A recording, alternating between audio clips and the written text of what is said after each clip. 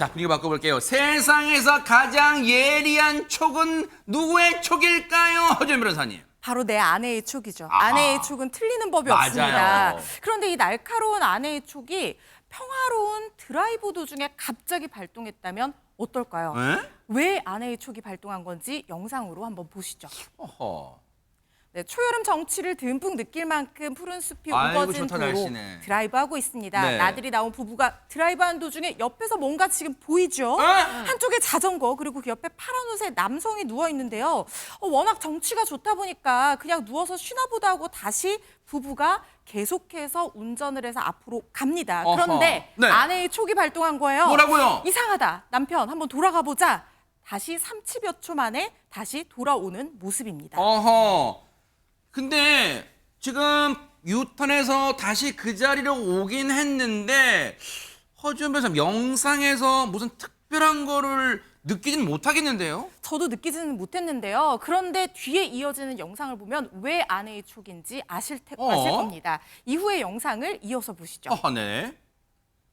네, 현장에 도착한 부부, 남성이 여전히 저렇게 풀숲에 누워있는 모습이 보이는데요. 햇살 좋으니까 누워 있는 거잖아요. 그러니까요. 그런데 차에서 내려서 확인을 해본 남성 상태 심상치 않습니다. 지금 심폐소생술하고 있어요. 119에 신고해서 119 구조대가 출동한 모습인데요. 7분 만에 현장에 도착을 했다고 하는데요. 남성 위기의 상황이었던 것 같습니다. 급히 병원에 이송이 됐습니다. 아니 대관절 이게 무슨 일이에요? 무슨 상황이길래 갑자기 심폐소생술을 하고 있고 구급차까지 막 오고 그런 거예요. 박성배 변호사님. 쓰러진 50대 남성을 지나쳐서 300m 정도 진행한 뒤에 이 부부는 그래도 혹시 모르니까 돌아가 보자라고 결정하고 차량을 돌립니다. 세상에. 현장에 도착해서 이 남성을 아무리 불러도 대답이 없습니다. 차에서 내려서 직접 상태를 확인해 봤더니 호흡도 없고 맥박도 없습니다. 동공 움직임도 없고 통증 반응도 없습니다. 남편이 즉시 심폐소생술을 실시했고 아내는 119에 신고를 합니다. 어허. 7분 만에 도착한 구급대 남성을 병원으로 이송했는데 다행히 이 50대 남성 지난 24일에 중환자실에서 일반 병실로 옮겨졌고 어머나. 일상생활에 무리가 없다고 합니다. 어머나. 최근 남성의 가족이 목숨을 구해준 부부에게 전화로 감사 인사를 전했습니다. 어머나. 아우 순간 온몸에 소름이 제가 쫙 끼쳤어요. 이걸 어떻게 아셨을까요? 제목이 아내의 촉이었잖아요. 관련 얘기 들어보시고 이어가 보도록 하겠습니다. 남편이 보통 라이딩하는 사람들은 저렇게 철퍼덕 누워서 쉰다 그러더라고요. 괜히 쉬는데 가서 우리가 휴식을 방해하는 것도 그 사람한테는 실례일 수 있으니까 그냥 가자 그러더라고요, 처음에는. 그래서 제가 그런 거면은 그냥 미안합니다 하고 가면 되지만 혹시나 진짜 문제 있는 거면 나중에 그런 소식 들었을 때 얼마나 마음이 무겁겠느냐. 급한 일 없으니 보고 가자 그랬어요. 회복하셨다, 곧 더 좋아진다라고 얘기 들으니까 하늘이 도왔다 싶었죠. 뭐 저희는 그때 지나갔을 뿐 사실 누구라도 그렇게 했을 거고.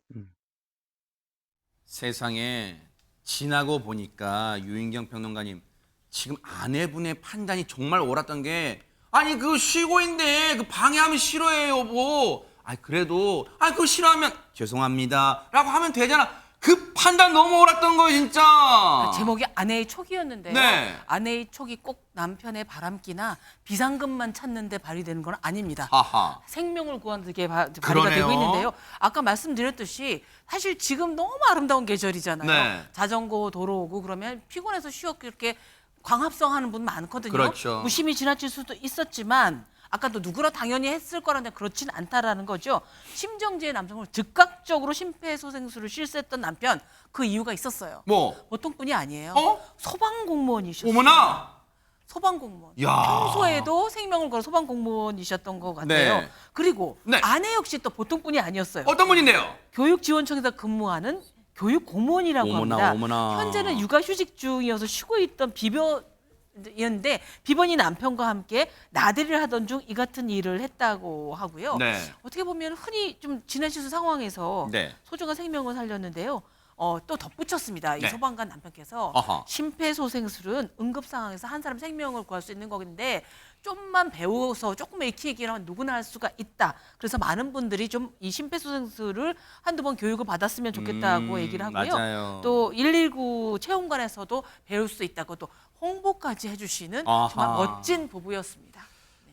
교육 공무원이신 그 아내 그 촉을 발동하신 정준희 씨와 그리고 남편분 소방공무원이신데요. 그 남편분의 빠른 대처, 심폐소생술이 아니었다면 정말 저 쓰러지셨던 분 진짜 어찌 될지 모르는 상황이었잖아요. 정말 두 분께 뉴스파이터가 진심으로 감사의 박수 보내드리며 최고의 부부셨습니다.